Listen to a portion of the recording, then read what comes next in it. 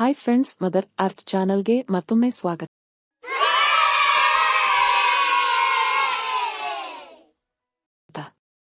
ಒಬ್ಬ ಖೈದಿಗೆ ಮರಣದಂಡನೆ ವಿಧಿಸಲಾಗಿತ್ತು. ಸಾಮಾನ್ಯವಾಗಿ ಒಬ್ಬ ಖೈದಿಗೆ ಗಲ್ಲಿಗೇರಿಸುವ ಮುನ್ನ ಆತನ ಕೊನೆಯಾಸೆಯನ್ನು ಕೇಳುವುದು, ಅದನ್ನು ಈಡೇರಿಸುವುದು ಅಧಿಕಾರಿಗಳ ಕರ್ತವ್ಯವಾಗಿರುತ್ತದೆ. ಆದರೆ ಇಲ್ಲೊಬ್ಬ ಪುಣ್ಯಾತ್ಮ ನಿನ್ನ ಕೊನೆ ಆಸೆ ಏನು ಎಂದು ಅಧಿಕಾರಿಗಳು ಕೇಳಿದೆ. ನಾನು ಒಬ್ಬ ಕನೆಯನ್ನು ಮದುವೆಯಾಗಿ ಒಂದು ರಾತ್ರಿ ಕಳೆಯಬೇಕೆಂದು ಹೇಳಿದ. ಅದನ್ನು ಕೇಳಿ ಅಧಿಕಾರಿಗಳು ಒಂದು ಕ್ಷಣ ದಿಗ್ಭ್ರಮೆಗೊಂಡರು. ಕೇವಲ 2 ದಿನದಲ್ಲಿ ಸಾಯುವ ನಿನ್ನನ್ನು ಯಾರು ಮದುವೆಯಾಗುತ್ತಾರೆ? ನಿನ್ನ ಕೋರಿಕೆಯನ್ನು ಯಾರು ತೀರಿಸುತ್ತಾರೆ? ಇದು ಆಗೋ ಮಾತಲ್ಲ ಎಂದು ಅಧಿಕಾರಿಗಳು ಹೇಳಿದರು.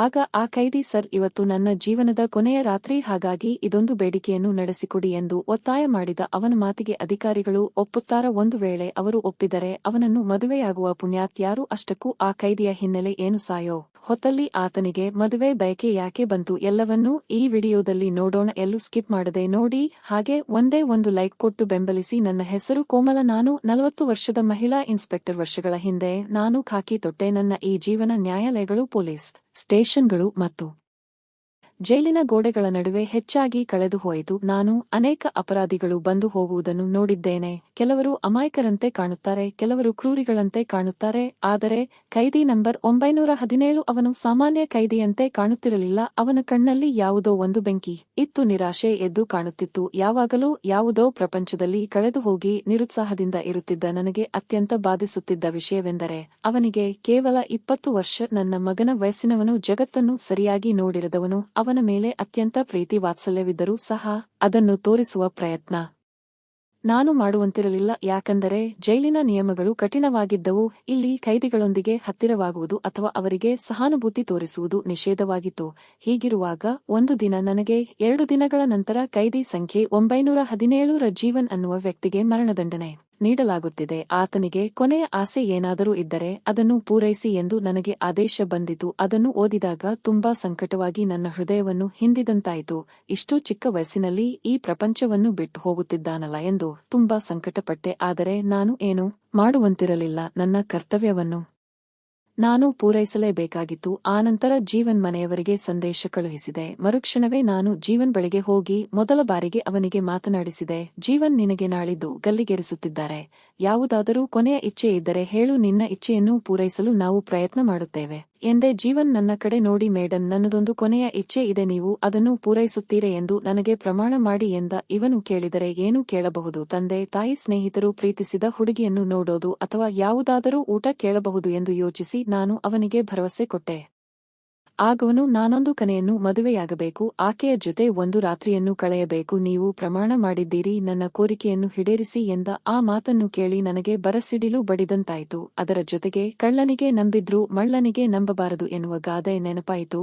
ಇಷ್ಟು ದಿನ ಇವನು ಮುಗ್ಧ, ಅಮಾಯಕ, ಸದ್ಗುಣ ಸಂಪನ್ನ ಎಂದು ಏನೇನೋ ಊಹಿಸಿದ್ದೆ. ಆದರೆ ಅವನು ಕೊಟ್ಟ ಶಾಕ್ನಿಂದ ನನಗೆ ಬೇರೆ ಪ್ರಪಂಚದಿಂದ ಹೊರಬಂದಂತಾಯಿತು. ನಾನು ಸ್ವಲ್ಪ ಯೋಚಿಸಿ, ಸರಿ, ಪ್ರತಿಯೊಬ್ಬ ಖೈದಿಯು ತನ್ನ ಕೊನೆಯಾಸೆಯನ್ನು ಕೇಳುವುದು ಅವರ ಹಕ್ಕು. ನಿನ್ನ ಇಚ್ಛೆ. ನಾನು ಸ್ವಲ್ಪ ಯೋಚಿಸಿ, ಸರಿ, ಪ್ರತಿಯೊಬ್ಬ ಖೈದಿಯು ತನ್ನ ಕೊನೆಯಾಸೆಯನ್ನು ಕೇಳುವುದು ಅವರ ಹಕ್ಕು. ನಿನ್ನ ಇಚ್ಛೆಯನ್ನು ಈಡೇರಿಸಲು ನಮ್ಮಿಂದ ಸಾಧ್ಯವಿಲ್ಲ. ಮೇಲಾಧಿಕಾರಿಗಳ ಬಳಿ ಕರೆದುಕೊಂಡು ಹೋಗುತ್ತೇನೆ. ನಿನ್ನ ಇಚ್ಛೆಯನ್ನು ಅವರ ಬಳಿ ಕೇಳು ಅಂತ ಹೇಳಿ ಅವನನ್ನು SP ಸಾಹೇಬರ ಕೊಠಡಿಗೆ ಕರೆದುಕೊಂಡು ಹೋದೆ. SP ಸಾಹೇಬರು ಅವನನ್ನು ಗಮನಿಸಿ ನೋಡಿ ಹೇಳಿದರು, ಜೀವನ್, ನಿನ್ನ ಕೊನೆಯ ಇಚ್ಛೆ ಏನು ಎಂದು ನಿಸ್ಸಂದೇಹವಾಗಿ ತಿಳಿಸು ಅಂದರು. ಜೀವನ್ ಆಳವಾಗಿ ಉಸಿರೆಳೆದುಕೊಂಡು, ಸಾಫ್, ನನ್ನ ಕೊನೆಯ ಇಚ್ಛೆ ಎಂದರೆ ನಾನು ಮದುವೆಯಾಗಿ ನನ್ನ ಪತ್ನಿಯೊಂದಿಗೆ ಒಂದು ರಾತ್ರಿ ಕಳೆಯಲು ಬಯಸುತ್ತೇನೆ. ದಯವಿಟ್ಟು ಇಲ್ಲ ಎನ್ನದೆ ನೆರವೇರಿಸಿ ಕೊಡಿ ಎಂದು ಕೇಳಿಕೊಂಡ. ಇದನ್ನು ಕೇಳಿದ ಕೂಡಲೇ ಕೊಠಡಿಯಲ್ಲಿ ಸ್ತಬ್ಧತೆ ನೆಲೆಸಿತು. SP ಸಾಹೇಬರು ಕೆಲವು ಕ್ಷಣಗಳ ಕಾಲ ಮೌನವಾಗಿದ್ದು ನಂತರ ಗಂಭೀರವಾಗಿ ಹೇಳಿದರು, ಜೀವ, ನಾವು ನಿನಗೆ ಮದುವೆ ಮಾಡಿಸುತ್ತೇವೆ. ಬಟ್ ಯಾವ ಹುಡುಗಿ ನಿನ್ನನ್ನು ಮದುವೆಯಾಗಲು ಮುಂದೆ ಬರುತ್ತಾಳೆ? ನೀನು ಮರಣದಂಡನೆಗೆ ಗುರಿಯಾಗಿರುವ ಬಂದಿ. ನಿನಗೆ ಆಯಸ್ಸಿಲ್ಲ. ಮೇಲಾಗಿ ನೀನು ಬಡ ಕುಟುಂಬದಿಂದ ಬಂದವನು. ಬಡವನನ್ನು ಮದುವೆಯಾಗಲು ಯಾರೂ ಅಷ್ಟು ಸುಲಭವಾಗಿ ಒಪ್ಪುವುದಿಲ್ಲ.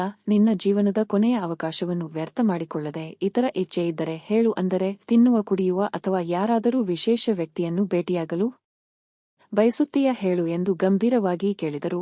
ಆದಿ ಜೀವನ್, ಸರ್, ನಾನು ಈಗಾಗಲೇ ಹೇಳಿದ ಹಾಗೆ ನನ್ನ ಕೊನೆಯ ಇಚ್ಛೆಯೇ ಮದುವೆ. ನೀವು ಚಿಂತಿಸಬೇಡಿ. 120 ಕೋಟಿ ಜನರನ್ನು ಹೊಂದಿರುವ ನಮ್ಮ ದೇಶದಲ್ಲಿ ಈ ಬಡವನನ್ನು ಮದುವೆಯಾಗಲು ಯಾವುದೋ ಒಂದು ಮನಸ್ಸು ಇದ್ದೇ ಇರುತ್ತದೆ. ನೀವು ಘೋಷಣೆ ಮಾಡಿಸಿ. ಯಾರು ಬರದಿದ್ದರೆ ನಾನು ಯಾವುದೇ ಇತರ ಇಚ್ಛೆ ಪಡುವುದಿಲ್ಲ. ದಯವಿಟ್ಟು ಒಂದು ಪ್ರಯತ್ನ ಮಾಡಿ ಆನಂತರ ನನ್ನನ್ನು ಗಲ್ಲಿಗೇರಿಸಿ ಎಂದು ಧೈರ್ಯದಿಂದ ಹೇಳಿದ. ಆಗ ಎಸ್ಪಿ ಸಾಹೇಬರು ಅವನ ಕಾನ್ಫಿಡೆನ್ಸ್ ನೋಡಿ ಕೆಲವು ಕ್ಷಣಗಳ ಕಾಲ ಯೋಚಿಸಿ ಜೀವನ್ ಬೇಡಿಕೆಯನ್ನು ಅಂಗೀಕರಿಸಿದರು. ನಾವು ಸಮಯ ವ್ಯರ್ಥ ಮಾಡದೆ ಟಿವಿ ಮಾಧ್ಯಮಗಳಲ್ಲಿ, ಪತ್ರಿಕೆಗಳಲ್ಲಿ, ಸೋಷಿಯಲ್ ಮೀಡಿಯಾಗಳಲ್ಲಿ ಜೀವನ್ ಸಂಬಂಧಿಕರಿಗೆ ಹಾಗೂ ಇನ್ನಿತರೆ ನಮಗೆ ತಿಳಿದ ಎಲ್ಲಾ ಕಡೆ ಘೋಷಣೆ ಮಾಡಿಸಿದೆವು.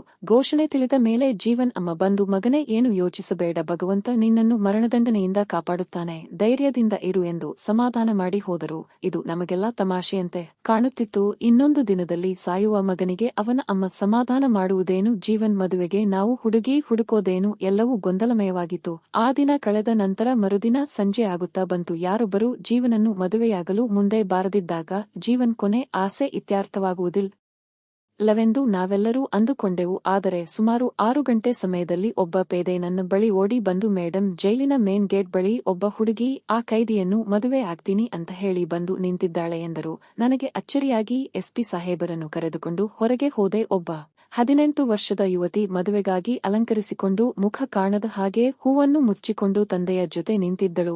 ಎಸ್ಪಿ ಸಾಹೇಬರು ನೀವು ಯಾರು ಎಂದು ಕೇಳಿದರು.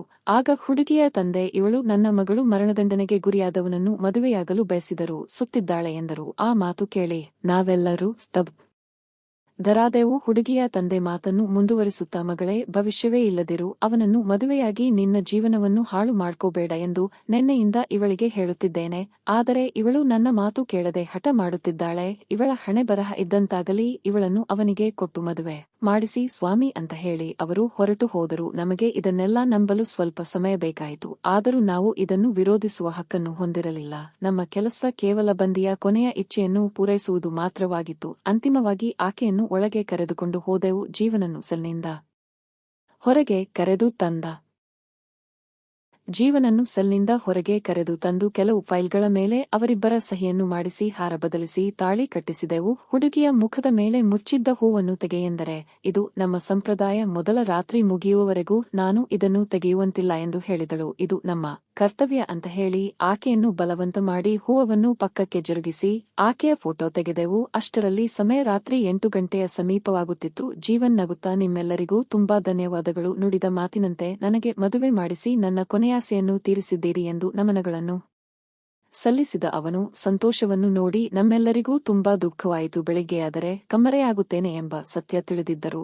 ಇಷ್ಟೊಂದು ಆನಂದದಿಂದಿದ್ದಾನಲ್ಲ ಎಂದು ಆಶ್ಚರ್ಯವೂ ಆಯಿತು. ಆನಂತರ ಎಸ್ಪಿ ಸಾಹೇಬರು ಜೀವನ್ ಹಾಗೂ ಈ ಹುಡುಗಿಯನ್ನು ಸೆಲ್ಗೆ ಕರೆದುಕೊಂಡು ಹೋಗಿ ಮತ್ತು ಬಾಗಿಲನ್ನು ಮುಚ್ಚಿ ನಿಮ್ಮ ಕೆಲಸಗಳಲ್ಲಿ ತೊಡಗಿಕೊಳ್ಳಿ ಎಂದು ಆದೇಶ ಮಾಡಿದರು. ನಾನು ಸಾಹೇಬರ ಆದೇಶದಂತೆ ಅವರಿಬ್ಬರನ್ನು ಸೆಲ್ನಲ್ಲಿ ಮುಚ್ಚಿ ಹೊರಗೆ ಬಂದೆ. ಸ್ವಲ್ಪ ಹೊತ್ತಿನಲ್ಲಿ ನನಗೆ ಅವರ ಗುಸುಗುಸು ಧ್ವನಿಗಳು ಕೆಡಿಸುತ್ತಿದ್ದವು. ನಾನು ಅಲ್ಲಿಂದ ಹೊರಟು ನನ್ನ ಕಚೇರಿಗೆ ಬಂದೆ. ಸುಮಾರು ಬೆಳಗಿನ ಜಾವ 3 ಗಂಟೆ ಸಮಯದಲ್ಲಿ ಆ ಹುಡುಗಿ ಜೋರಾಗಿ ಕಿರುಚಿಕೊಂಡಳು. ನಾನು ತಕ್ಷಣ ಎದ್ದು ಜೀವನ್ ಸೆಲ್ ಕಡೆಗೆ ಓಡಿದೆ. ಆ ಹುಡುಗಿ ತನ್ನ ಹೂವಿನ ಮುಸುಕನ್ನು ಕೆಳಗೆ ಹಾಕಿಕೊಂಡು ನಿಂತಿದ್ದಳು. ಅವಳ ಉಸಿರು ಅಸ್ತವ್ಯಸ್ತವಾಗಿತ್ತು. ಅದರ ಜೊತೆಗೆ ಆಕೆಯ ದೇಹವು ನಡುಗುತ್ತಿತ್ತು. ನಾನು ಅವಳಿಗೆ ಏನಾಯಿತು ಅಂತ ಕೇಳಿದೆ. ನಾನು ಇವನ ಜೊತೆ ಇರುವುದಿಲ್ಲ, ತುಂಬಾ ಹೊರಟಾಗಿ ವರ್ತಿಸುತ್ತಿದ್ದಾನೆ, ನಾನು ಮನೆಗೆ ಹೋಗಬೇಕು ಎಂದು ಕಣ್ಣೀರು ಹಾಕಿದರು.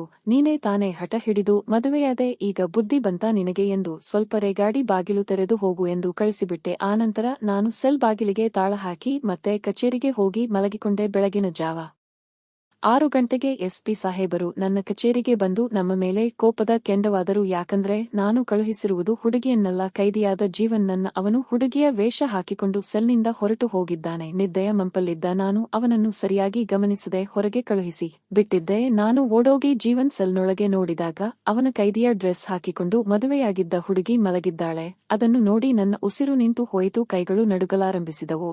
ಅದೇ ಸಮಯದಲ್ಲಿ ಎಸ್ಪಿ ಸಾಹೇಬರು ಅಲ್ಲಿಗೆ ಬಂದರು. ಅವರು ಕೋಪದಿಂದ ನನ್ನ ಮೇಲೆ ಕಿರುಚಾಡುತ್ತಾ, ಇದೆಲ್ಲ ನಿನ್ನ ಆಜಾತ ಆಗಿದೆ, ನಿನಗೆ ಕರ್ತವ್ಯವನ್ನು ಸರಿಯಾಗಿ ನಿರ್ವಹಿಸಲು ಬರದಿದ್ದರೆ ಮನೆಗೂ ಹೋಗು. ಮರಣ ದಂಡನೆಗೆ ಒಳಗಾದ ಕೈದಿ ಜೈಲಿನಿಂದ ತಪ್ಪಿಸಿಕೊಂಡಿದ್ದಾನೆ.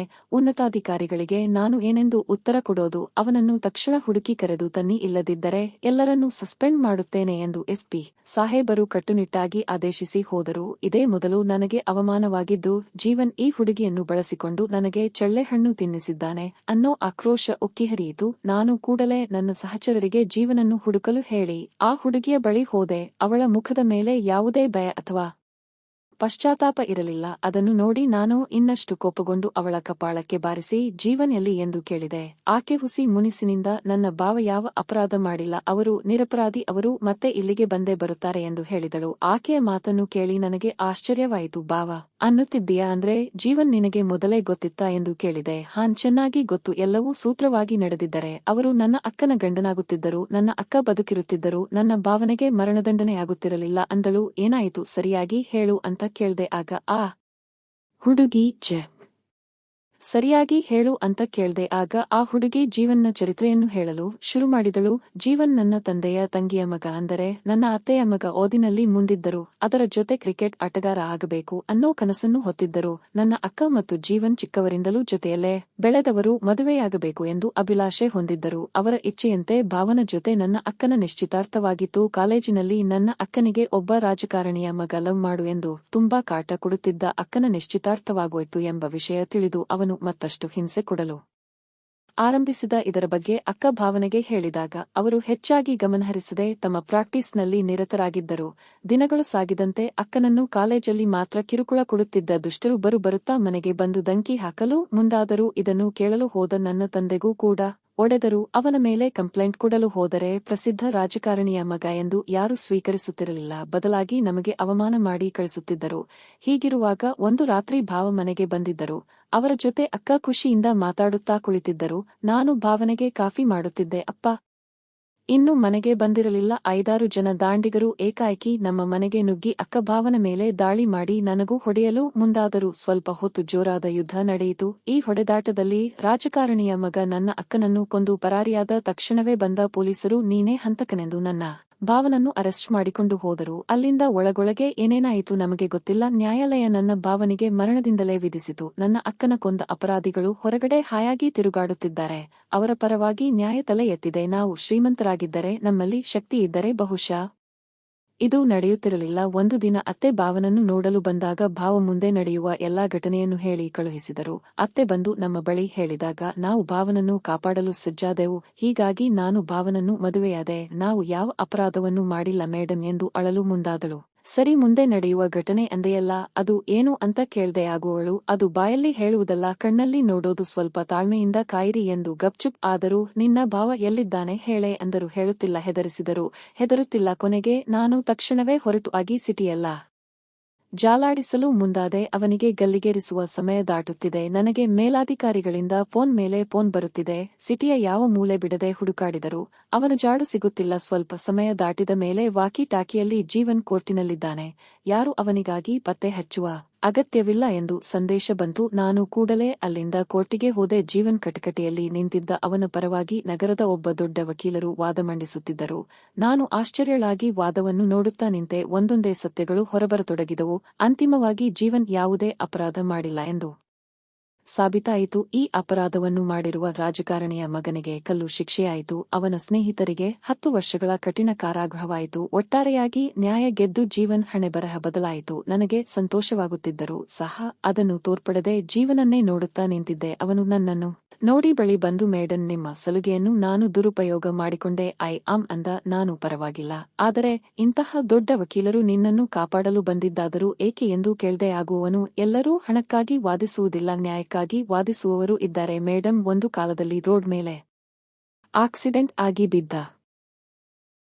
ಬಿದ್ದಿದ್ದ ಈ ವಕೀಲರಿಗೆ ನಾನು ಆಸ್ಪತ್ರೆಗೆ ಸೇರಿಸಿ ಜೀವ ಉಳಿಸಿದ್ದೆ. ಇವತ್ತು ಅದೇ ಜೀವ ನನ್ನ ಪ್ರಾಣ ಉಳಿಸಿದೆ. ನಾನು ಯಾವುದೇ ಅಪರಾಧ ಮಾಡಿಲ್ಲ ಎಂದು ನಿರೂಪಿಸಲು ನನಗೆ ಬೇರೆ ದಾರಿ ಕಾಣದೆ ನಿಮ್ಮನ್ನು ಉಪಯೋಗಿಸಿಕೊಂಡೆ. ನನ್ನಿಂದ ಏನಾದರೂ ನಿಮ್ಮ ಮನಸ್ಸಿಗೆ ನೋವಾಗಿದ್ದರೆ ನನ್ನನ್ನು ಕ್ಷಮಿಸಿ ಅಂತ ಹೇಳಿ ತನ್ನ ಹೆಂಡತಿಯನ್ನು ಕರೆದುಕೊಂಡು ಹೋದ ಅವನು ಜೈಲಿನಿಂದ ಬಿಡುಗಡೆಯಾಗಿ ಹೋಗುತ್ತಿದ್ದರೆ 100 ಅಪರಾಧಿಗಳು ತಪ್ಪಿಸಿಕೊಂಡರೂ ಪರವಾಗಿಲ್ಲ, ಆದರೆ ಒಬ್ಬ ನಿರಪರಾಧಿಗೆ ಶಿಕ್ಷೆ ಆಗಬಾರದು ಎಂಬ ಮಾತು ನೆನಪಾಯಿತು.